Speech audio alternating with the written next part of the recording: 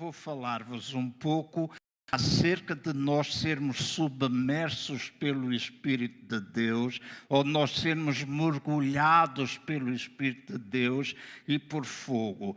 E só lá para quinta-feira, quando a mensagem, perto da 1h da manhã, terminei, começou a fazer sentido com aquilo que eu falei nos outros domingos acerca do poder de Deus, e sem ter falado com o Adriano, ele hoje tocou algumas coisas que eu quero falar aqui. E isso, para mim, é um indicador da direção do Espírito Santo na nossa vida e na vida desta reunião, porque é para isso e por isso que nós oramos. Então, vou procurar ser diferente, cingir-me e não ser aquele João que normalmente costuma ser, mas cingir-me aqui aos meus apontamentos. Diz que Jesus veio a este mundo, diz a palavra de Deus, como o primogênito de uma nova criação. Ele é o eterno Adão da humanidade, e o corpo de Cristo está unido a ele como osso dos seus ossos, para ser o ventre fecundo da Eva eterna. Então, Jesus, ele é o primogênito da criação. A Bíblia chama a atenção. Há muita gente que diz que Jesus é o segundo Adão. É mentira. O primeiro Adão foi o criado à imagem e semelhança de Deus. Jesus não é o segundo Adão. Jesus é o último Adão. Há primeiro e último. Não há mais nenhum Adão ali pelo meio. Então, ele veio a este mundo para ser o primogênito da criação. Ele é este eterno Adão da humanidade, e o corpo de Cristo está unido a ele como osso dos seus ossos, para ser esse tal ventre fecundo da Eva eterna na terra que somos nós. Nós somos chamados a multiplicar, nós somos chamados a gerar fruto, nós somos chamados não somente a ter, e este é um conceito que às vezes eu tenho mencionado aqui mais do que uma vez, nós falamos muitas vezes acerca de ser igreja-família e confundimos igreja-família, que essa é uma parte ou é um aspecto do que é ser igreja-família, a nossa boa comunhão, a nossa boa interação. E eu sei que o Espírito Santo de Deus está a fazer isso conosco e me alegra muito. É uma coisa espontânea, natural, amor. Não quer dizer que de vez em quando não haja uma faiscada entre um ou outro, mas isso é normal. Em todas as famílias pode acontecer, mas há um espírito doce, manso, suave, existente entre nós e que é visível a todas as pessoas que nos visitam e mencionam isso.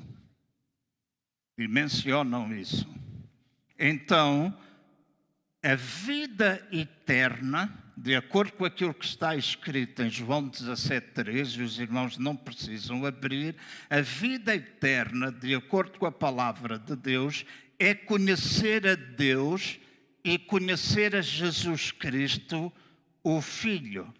É conhecermos o Pai e conhecermos o Filho, escutem bem, é conhecer o Pai e conhecer o Filho através da comunhão do Espírito Santo em nossas vidas. O Espírito Santo não está por aí, o Espírito Santo está dentro de nós, que somos seus filhos. Amém? O Espírito Santo está dentro de nós.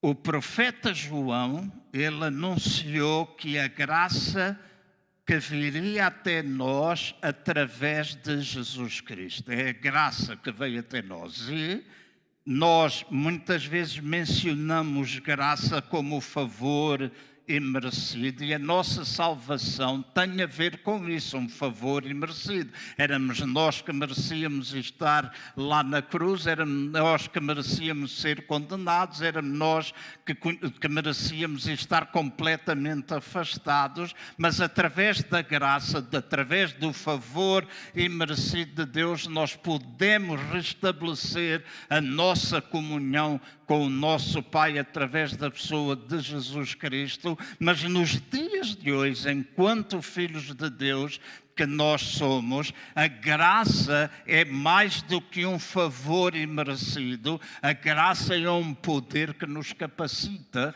para nós podermos viver em vitória e podermos fazer tudo aquilo que Deus deseja que nós façamos. Em Mateus capítulo 3, no versículo 11, diz assim: eu, na verdade, batizo-vos com água para arrependimento, mas aquele que vem após mim é mais poderoso do que eu. E essas são palavras de João Batista, cujas alparcas não sou digno de levar. E agora notem, ele vos batizará com o Espírito Santo e com fogo. Então, Jesus é aquele que nos mergulha na vida e testemunho do Espírito Santo. É Ele que faz com que nós sejamos portadores da vida, nos faça mergulhar na vida, mas ao mesmo tempo é o testemunho do Espírito Santo em nós. Mas a palavra de Deus também diz que Ele não somente nos mergulha no Espírito, nos batiza, nos faz submergir no Espírito, diz que Ele também nos faz submergir ou mergulhar no fogo. Então, ser mergulhado ou submerso no Espírito Santo é nós estarmos revestidos de um testemunho celestial de que Cristo reside em nós. Cristo, Ele reside em nós. E como filhos e filhas de Cristo, nós podemos viver uma vida ou ter um estilo de vida de mudança transformadora, e a mudança transformadora é uma mudança contínua para a vida.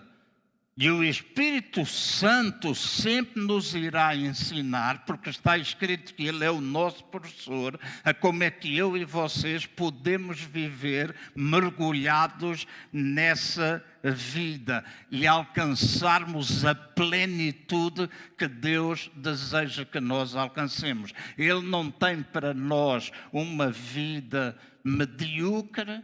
Ele não tem para nós uma vida satisfatória. Ele tem para nós, de acordo com a palavra de Deus, uma vida plena, uma vida abundante, uma vida para nós vivermos na sua plenitude.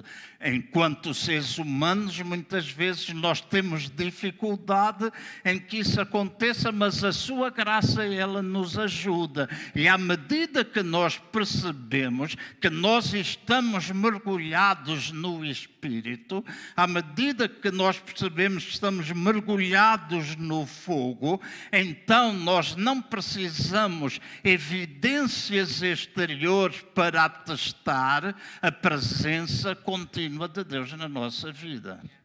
Quer eu sinta, quer eu não sinta. Quer eu sinta, quer eu não sinta. Porque eu e vocês não nos deixamos guiar por aquilo que nós sentimos.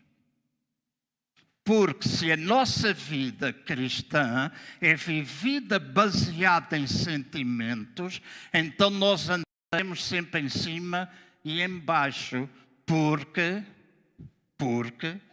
cada dia que nós acordamos com sentimentos diferentes. Certo? Sou eu só que já teve dias em que não lhe apeteceu ler a Bíblia nem orar? Tenho a certeza absoluta que não há ninguém aqui que não tenha já passado por isso. Mas mesmo assim, nesse momento, eu sei que Deus está comigo. E a minha oração pode ser muito curta.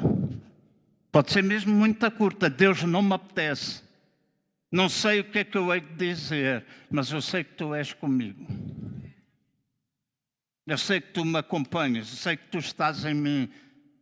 Principalmente há 2 noites atrás, eu constantemente acordei por causa de todas as notícias da ANOCAS e eu estava sempre a acordar sem conseguir. Quase sem conseguir dormir, e muitas vezes eu dizia, eu nem sei tão pouco o que é que eu hei de orar, eu não sei o que é que eu hei de dizer, orava em línguas, pedia, Espírito Santo, ajuda-me a orar, a interceder por ela como deve ser intercedido, e eu ficava assim, às vezes sem força.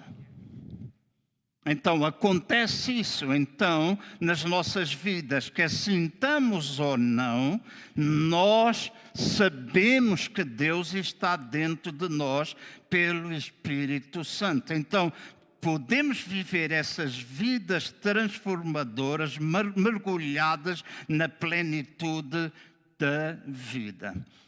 Os sacerdotes do Velho Testamento, eles foram uma figura. Os sacerdotes, a maneira como eles se vestiam na antiga aliança, eles eram uma figura daquilo que nós agora podemos ter como vestimenta nesta terra. Eu sei que muitas vezes há pessoas que não conseguem fazer a distinção entre a antiga aliança e a nova aliança, mas são 2 coisas completamente distintas, e a antiga não deixa de ser única e simplesmente uma figura daquilo que é a nova aliança. Então, eu e vocês, porque os sacerdotes antigamente eles tinham vestidos com orlas e que era colocado uma romã, e essa passagem das Escrituras que já vou ler. Agora, eu e vocês estamos revestidos de uma vestimenta celestial, cuja borda ou cujas bainhas da nossa vestimenta tocam a terra que está debaixo dos nossos pés. E agora escutem, manifestando não apenas o fruto do Espírito Santo, mas também o poder do Espírito Santo em nós. E estas são 2 coisas que se combinam. Não somente fruto, mas fruto e poder, ou manifestação desse mesmo Espírito Santo. Nós dizemos muitas vezes, ou eu digo muitas vezes, quando nós só temos palavra, muitas vezes tornamos-nos formalistas, quando nós só temos Espírito e corremos atrás das coisas do Espírito, às vezes transformamos-nos em pessoas fanáticas. E é necessário este equilíbrio, o equilíbrio que nos leva à certeza que o Espírito Santo está em nós e produz em nós aquilo que chamamos de fruto do Espírito Santo, mas também o poder do Espírito Santo em nós. Então, nós trazemos à vida, nós trazemos ao nosso mundo esta vida transbordante de Cristo em nós. Então é minha responsabilidade e vossa responsabilidade enquanto filhos e filhas de Deus trazermos a este mundo a vida que está em nós e que pode tocar o mundo no lugar onde nós nos encontramos. Nós dizemos ao mundo, levar ao mundo, mas que mundo? Que mundo? Ao teu mundo. E qual é o teu mundo? Tua família, são os teus colegas de trabalho, porque nenhum de vocês vai levar ao mundo inteiro, nenhum de vocês vai estar, muitos de vocês se calhar nunca vão estar no Quertinton. nem no Bita Progresso, ou no Bita não sei quê, ou no Zango 6, ou na Mundial, ou em algum desses lugares. Alguns de vocês nunca vão lá estar. Então esse não é o vosso mundo. Mas o vosso mundo é a tua família, o vosso mundo é os vossos vizinhos, o vosso mundo é os vossos colegas de trabalho. E nós somos chamados, são aquelas portas que Deus abre para nós, para podermos entrar e ir influenciar pessoas. Esse é o mundo a quem nós devemos tocar. E tocar com esta vida transbordante. Então, Êxodo 39, versículo 24 a 26, diz assim: fizeram romãs de linho fino trançado e de fios de tecido azul, roxo e vermelho, bem à volta da borda do manto. Fizeram ainda pequenos sinos de ouro puro, atando-os em volta da borda entre as romãs. Os sinos e as romãs alternavam, um sino e uma romã, um sino e uma romã, por toda a borda do manto. E tudo era para ser usado ao ministrar-se como o Senhor tinha ordenado a Moisés. Então, notem, é o fruto do Espírito e o poder do Espírito Santo que testemunha que eu e vocês estamos revestidos de Cristo. Eu volto a repetir. É o fruto do Espírito e o poder do Espírito Santo que testifica que eu e vocês estamos revestidos de Cristo.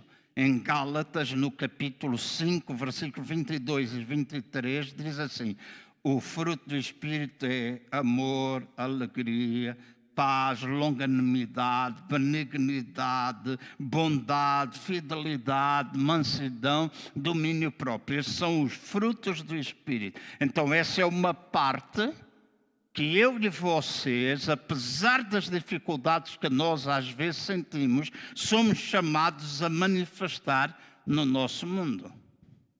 E dá trabalho, porque às vezes é fácil perder o domínio.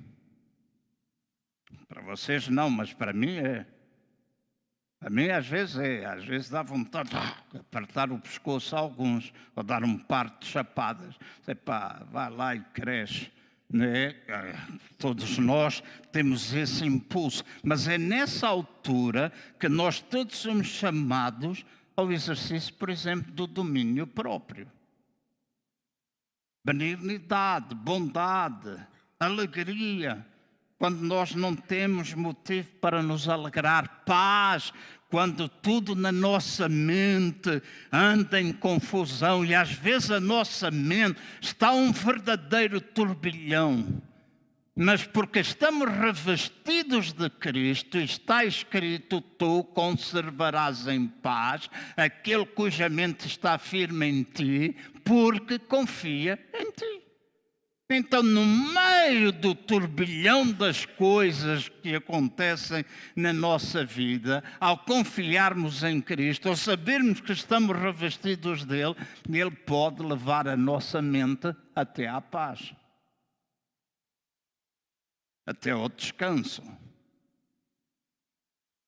Então, torna-se cada vez mais evidente nas nossas vidas, à medida que vivemos um estilo de vida sendo mergulhados no Espírito Santo, então este fruto cada vez torna-se mais evidente. E eu tenho a certeza daquilo que eu vou dizer.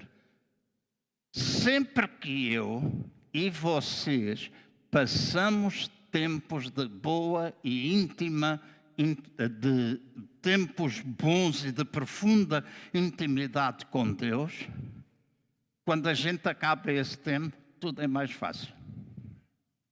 Verdade? Tudo é mais fácil. Agora, muitas vezes nós ficamos porque essa intimidade, essa busca, essa relação, essa coisa de nós que temos o Espírito Santo de Deus em nossa vida, deixamos de falar em línguas. Se deixamos de falar em línguas, deixamos de nos edificar a nós mesmos. E se deixamos de nos edificar a nós mesmos, então nós começamos a ter dificuldade. Então, intimidade com Deus não significa que tu tens de tirar 3 horas para estar de joelhos à borda da cama ou no sofá da sala. Intimidade com Deus passa a ser um estilo de vida. E é uma coisa que a gente anda e vai tendo intimidade. É uma coisa mais progressiva, mas é dependente dessa relação com Ele. Então, o testemunho de que Jesus é o Senhor é visto através do carisma do Espírito Santo, que revela um testemunho externo daquele que vive dentro de nós. Então, torna-se evidente à medida que somos mergulhados no Espírito o fruto, mas também o testemunho de que Jesus é o Senhor na nossa vida é manifesto ou é visto através do carisma do Espírito Santo. E esse é um testemunho externo daquilo que vive dentro de nós. 1 Coríntios capítulo 12, versículo 7 até o versículo 10. 1 Coríntios 12, 7 a 10. Diz assim: a cada um, porém, é dada a manifestação do Espírito, visando ao bem comum. Pelo Espírito, a um é dada a palavra da sabedoria, a outro a palavra de conhecimento, pelo mesmo Espírito, a outro fé, pelo mesmo Espírito, a outro dons de curar, pelo único Espírito, a outro poder para operar milagres, a outro profecia, a outro discernimento de espíritos, a outro variedade de línguas e a outro a interpretação das línguas. E escutem bem, e este é um dos fundamentos da nossa igreja, este faz parte do nosso ADN. Faz parte, e não queremos outro. Não queremos outro. Não nos deixaremos influenciar pelas modas. Não nos deixaremos influenciar por uma cultura do mundo que tenta penetrar dentro da igreja. Nós é que somos sal, nós é que somos luz. Há coisas que nós podemos adaptar, há coisas que nós podemos aprender com aquilo. Devemos ter os nossos olhos abertos, devemos saber fazer a leitura dos tempos que nos rodeia, devemos saber adaptar aquilo que nós fazemos dentro de 4 paredes àquilo que está lá fora, ao mundo que está lá fora, mas nós não perdemos aquilo que é a nossa essência. Este é o mergulhar no Espírito Santo. E nós precisamos de profecia, porque quando a profecia acontece, o que é que a palavra de Deus diz? Nós somos exortados, consolados, edificados. Exortar não é cuidado, vossa vida, como era antigamente. Muita gente fazia assim. Há pecado na minha igreja. Na igreja de Jesus não há pecado. Está lavada. Há crentes que às vezes pecam. Essa coisa de nós estarmos constantemente a dizer nós somos pecadores, não somos pecadores. Nós somos filhos de Deus que às vezes pecam. É uma coisa totalmente diferente. E precisamos do perdão. Porque se somos pecadores, então nós precisamos ser salvos. E essa é uma ideia que às vezes a tradição religiosa tem colocado. E ouço muita gente dizer, em cima dos púlpitos, na relação uns com os outros, nós somos muito pecadores, nós somos muito pecadores. E às vezes alguns até dizem, eu não peco tanto como você, eu não peco tanto como a irmã, eu não peco tanto como este ou como aquele. Mas... nenhum de nós tem de estar a pensar naquilo que peca ou não peca, que o outro peca ou não peca. Eu e você estamos santificados, somos santificados em Cristo Jesus. 1 Coríntios era uma igreja cheia de problemas. Havia incesto, havia divisão, havia mentira, havia o mau uso dos dons. Uma das coisas que eu aprecio é quando o apóstolo Paulo, pelo Espírito Santo, se dirigiu à igreja em Corinto. Ele dizia, vós santos, santificados, a vocês nada vos falta. Então, se vocês lerem os primeiros 6 ou 7 versículos, se eu não estou em erro, são versículos que falam do papel da igreja. E depois ele lida com os problemas. Nós temos uma posição santa, justa, em Cristo Jesus. Quando nós falhamos, nós precisamos lidar com a situação, nós precisamos de correção, nós precisamos pedir perdão, nós precisamos consertar as coisas, mas não faz com que eu ou vocês percamos a nossa filiação em Cristo Jesus. Então, nós somos mergulhados e quando estamos mergulhados no Espírito Santo, estas coisas acontecem e precisam acontecer com mais frequência no nosso meio. Línguas e alguém interpreta, ou o mesmo, dom de discernir os espíritos. Palavras de conhecimento, palavras de sabedoria. Isso não tem nada a ver com orientação para a vida deste ou daquele.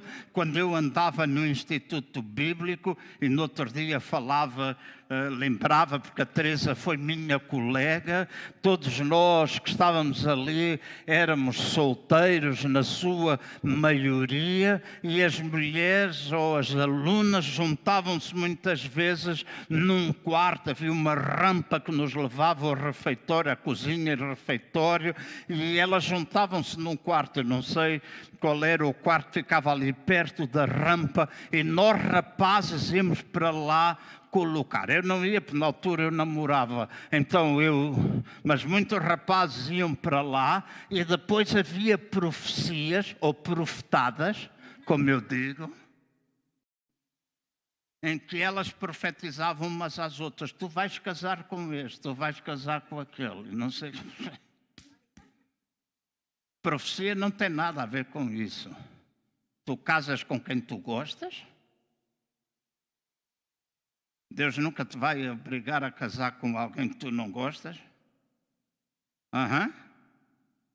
E também escusas estar a orar, Senhor, aquela, e vais ficar toda a vida. Como havia um rapaz como é que era o filho da irmã Clotilde? O Ornelas, né?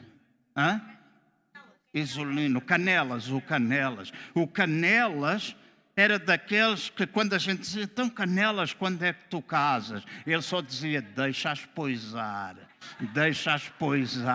Se tu vais andar o tempo todo a deixar poisar, nunca vais encontrar. Há aqui coisas que às vezes fazem parte da nossa tradição, coisas que nos foram ditas e nós desconhecemos inteiramente. Nós somos dirigidos pelo Espírito Santo e o Espírito Santo nunca nos vai fazer gostar de alguém que a gente não gosta. Amém? Mas em todas as outras coisas da nossa vida. Então, quanto ao batismo do fogo, o que é que significa nós sermos submersos pelo Espírito, mas também submersos pelo fogo? E o fogo é mencionado centenas de vezes na Bíblia. E o fogo, escutem bem, é uma boa notícia para aqueles que buscam a Deus, para aqueles que conhecem a Deus, para aqueles que desejam conhecê-lo mais. Porque o fogo de Deus simplesmente consome aquilo que precisa ser consumido e nos impele a nós sermos ministros de vida neste mundo. Então, quando nós estamos submersos pelo fogo, nós temos a certeza absoluta que o Espírito Santo não somente dá o testemunho, não somente dá o carisma, mas o Espírito Santo também trabalha em nós, trazendo purificação e santificação. O Espírito Santo também faz isso. Agora, a santificação não tem nada a ver com aquilo que é exterior. Cresci numa igreja em que para muita gente ser santificado era não usar brincos. Ser santo era não cortar cabelo. Ser santo era não rapar o pelo das pernas. Ser santo era não rapar nenhum pelo. Então, eu conheci mulheres e no outro dia vi no Instagram, vou mandar era uma pessoa, uma mulher que tinha aqui uma barbicha, né? E ela dizia, eu não corto porque o Senhor não quer que eu corte nenhum pelo, não quer que eu corte pelos na minha vida. Então, ela tinha dois, era maior que a minha barba. Eu pensei, que tristeza, quando nós, povo de Deus, nos deixamos enganar por essas coisas e até por aquilo que nós ouvimos. Não tem nada a ver com isso. Tem a ver com a pureza no nosso caráter, com a manifestação do fruto, etc. Essa santificação que Deus quer. Vivemos sempre? Não. Às vezes a gente não consegue, às vezes a gente falha, mas esse é um trabalho que o Espírito Santo faz em nós à medida que nós vamos ficando submersos no Espírito e no fogo. E agora vou usar uma coisa que o Adriano há pouco usou, falou dos anjos. E esta semana, Deus trouxe o versículo 4 do Salmo 104. Salmo 104, versículo 4 diz assim: faz dos seus anjos espíritos. Há uma outra tradução que diz assim: faz dos seus anjos ventos, dos seus ministros um fogo abrasador. Uma outra tradução que eu li diz: ele faz dos ventos os seus mensageiros e labaredas de fogo dos seus servos. E a pergunta é: o que são anjos? Na realidade, anjos são enviados. Está escrito que eles obedecem à voz da palavra do Senhor. Então, os anjos são enviados. Os anjos não são apenas seres espirituais. O nome anjo é um testemunho daqueles que são enviados com a boa nova da vida.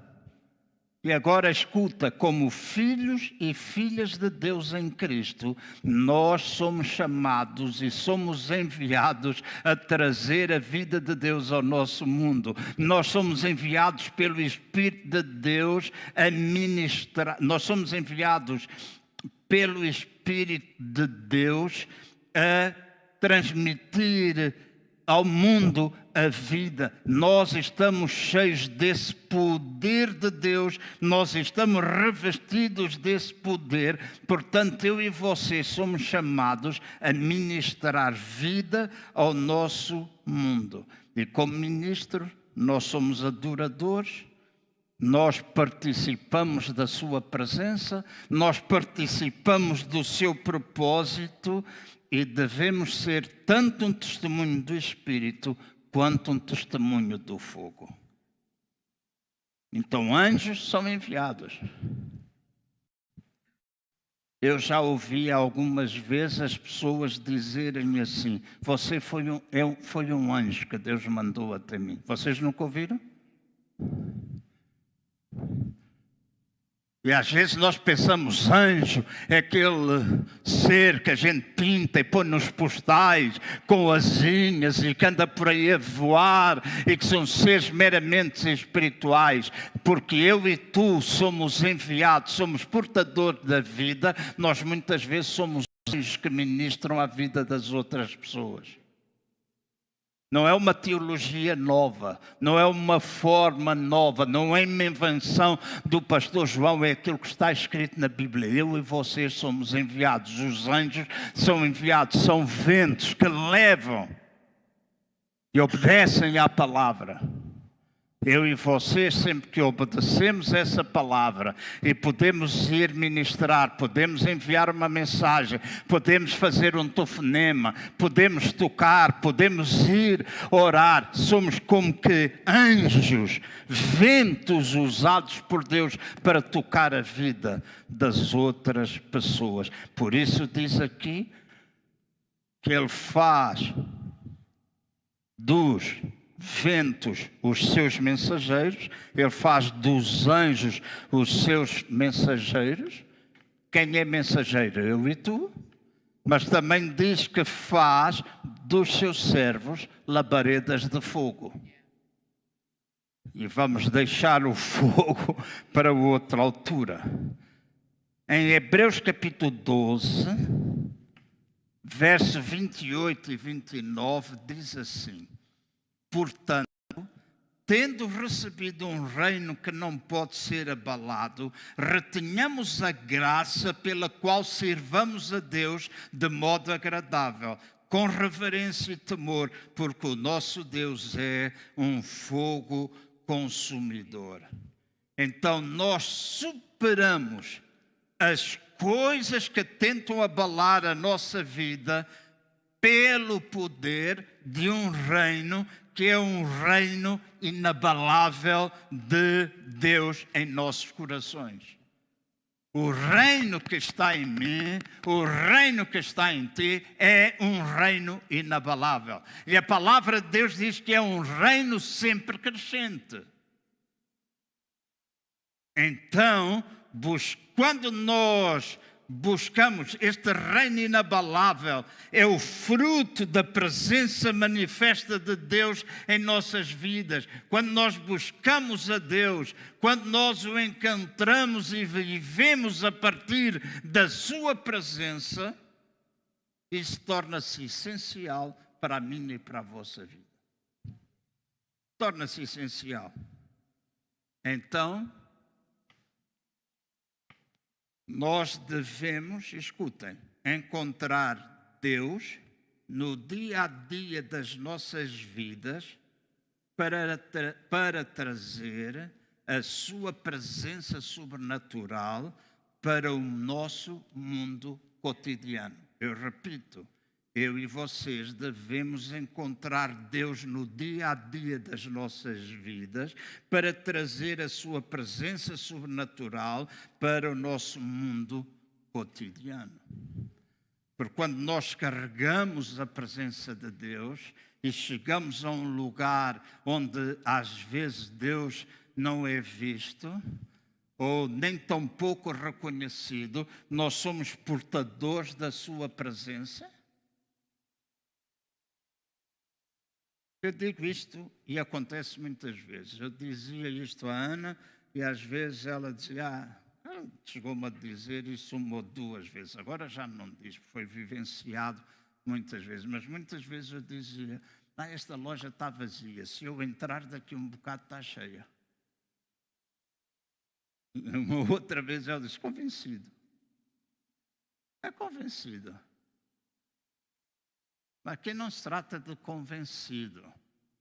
Trata-se de que se tu crês, se Deus está em ti, onde a planta do nosso pé pisa é transformada em bênção, onde nós chegamos é chegada em bênção, então nós podemos chegar a muitos lugares, a lojas que estão vazias, E eu nunca me esqueço, aqui há alguns anos, no Centro Comercial Vasco da Gama, uma senhora, uma loja onde eu ia fazer várias vezes compras, ela dizia: eu preciso que o senhor venha cá mais vezes, porque a loja está sempre vazia, quando você chega, a loja enche. E algumas vezes eu tinha de esperar para ser atendido, porque os que chegavam depois de mim compravam primeiro. Então eu e vocês somos chamados a carregar esta presença até ao nosso mundo.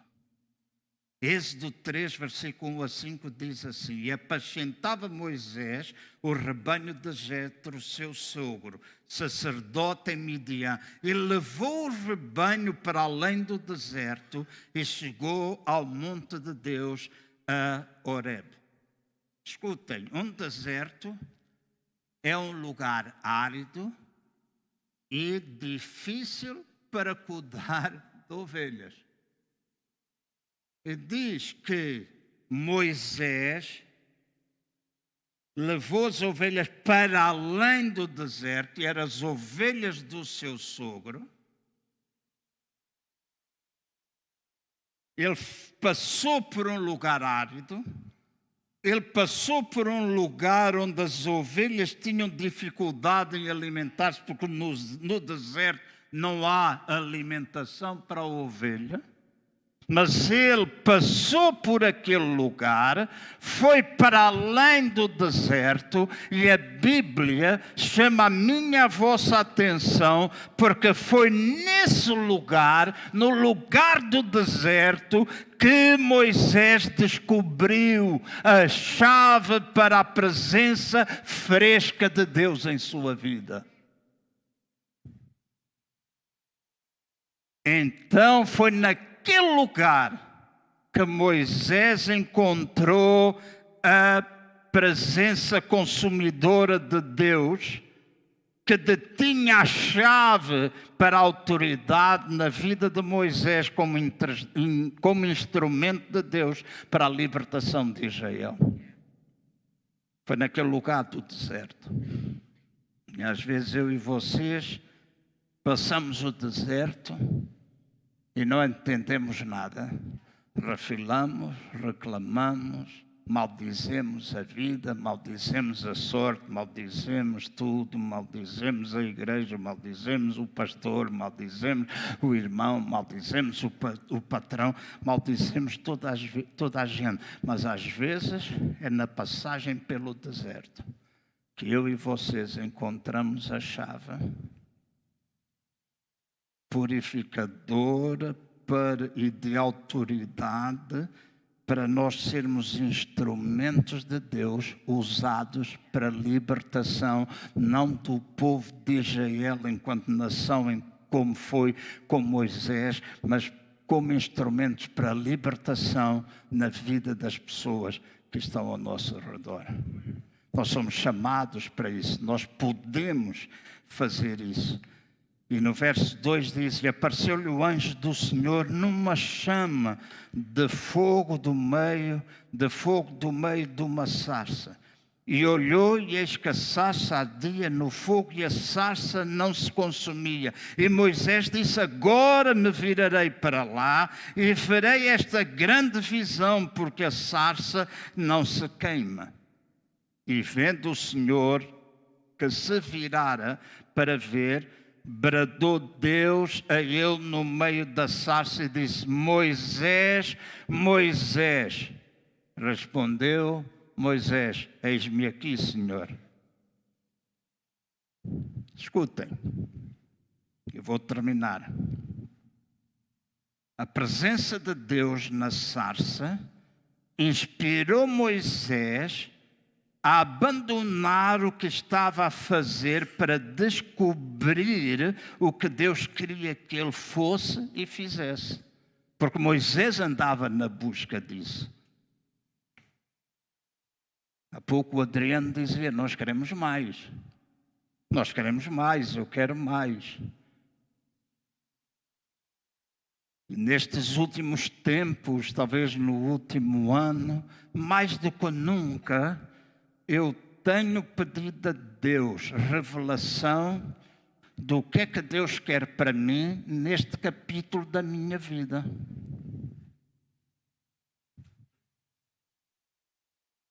Não é só importante o que ficou para trás, porque a gente não vive dos louros do passado, a gente vive dos louros do presente. E é melhor a forma como nós acabamos do que a forma como nós começamos. Então nós podemos pensar, bom, e é verdade. E a gente libertar-se do passado, às vezes é difícil. Um passado menos bom ou um passado mesmo bom. Eu tenho dificuldades. E a Ana tem-me ajudado muito.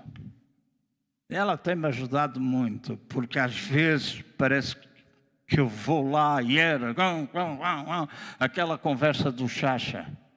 Mas mais importante do que aquilo que é o passado é o presente. E Moisés teve de abandonar o que estava a fazer para descobrir o que Deus queria que ele fosse e fizesse. Ele teve de saber quem ele era, a sua identidade, Adriano.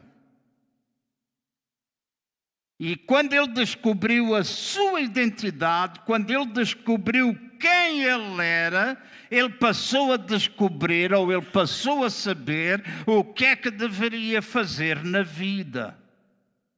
Então a sua vocação, o testemunho e o propósito só podiam ser determinados pela presença consumidora de Deus na sua vida. Volto a repetir. A vocação, o testemunho e o propósito só podiam ser determinados pela presença consumidora na sua vida.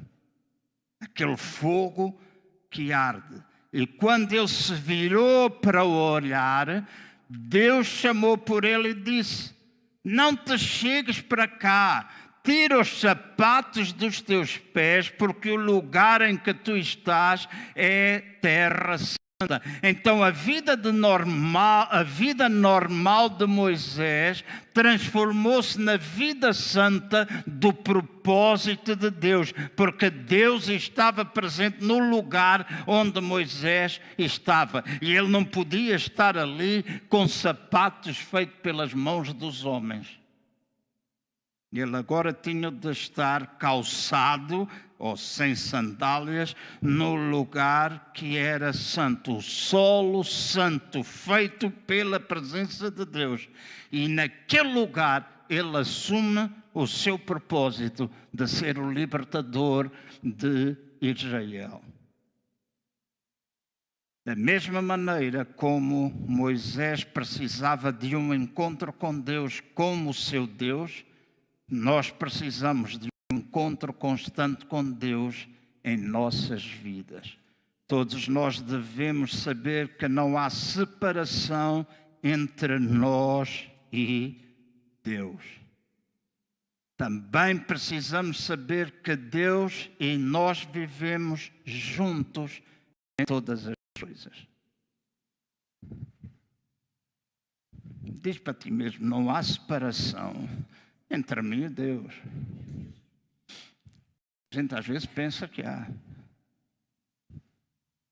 Às vezes até quando uma pessoa peca, diz: Deus, eu estou quebrado, foi quebrado tudo. Mas essa é uma verdade que a igreja precisa aprender. Tal e qual como eu há pouco disse, nós não somos pecadores, nós somos filhos de Deus que às vezes pecam. Quando nós pecamos, a nossa filiação não é quebrada, desde que a gente se arrepende e vai a Ele, mas a relação é. Então nós precisamos restabelecer a relação. E ao restabelecer a relação, a filiação permanece, porque eu e vocês não temos separação de Deus. Ele está dentro de mim, Ele está dentro de ti. E é tão bom saber que Ele está aqui. É tão bom. É a melhor coisa que nós podemos levar quando sairmos daqui, em qualquer lugar onde nós formos. E é bom saber que nós e Deus vivemos juntos em todas as coisas. Moisés precisava de uma transformação pelo dador da vida, o Deus do céu, para ele poder liberar o povo de Deus nesse mesmo encontro. A libertação de Israel do Egito foi mais sobre tornar-se o testemunho dos filhos de Deus na terra do que ser liberto do Egito. Figura. Isso foi apenas uma sombra do que nós vivemos hoje como povo de uma nova aliança. Então foi mais do que uma libertação e dizer, foi libertação do povo de Israel lá do Egito. Foi muito mais do que isso. Hoje eu e vocês podemos viver uma completa liberdade, porque nós somos o Israel de Deus, nós somos o povo santo, nós somos a Jerusalém celestial, nós igreja, nós povo de Cristo. E vivemos nesta nova aliança. E sermos libertos de uma vida de pecado é apenas o convite para nos tornarmos uma expressão do Deus da vida nesta terra. E Deus quer que nos tornemos impulsionados pelo céu de dentro para fora. De dentro para fora.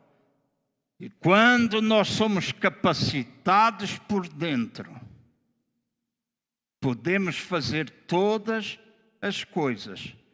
E é por causa disso que Jesus nos batiza. É por causa disso que Jesus nos faz ficar submersos. É por causa disso que Jesus nos mergulha no Espírito Santo e no fogo. E termino dizendo, o Espírito Santo, nessa altura, torna-nos enviados, torna-nos anjos, torna-nos vento, como a gente quiser chamar, do Espírito de Deus para o nosso mundo. E a presença consumidora de Deus nos torna ministros da vida de Deus para o nosso mundo.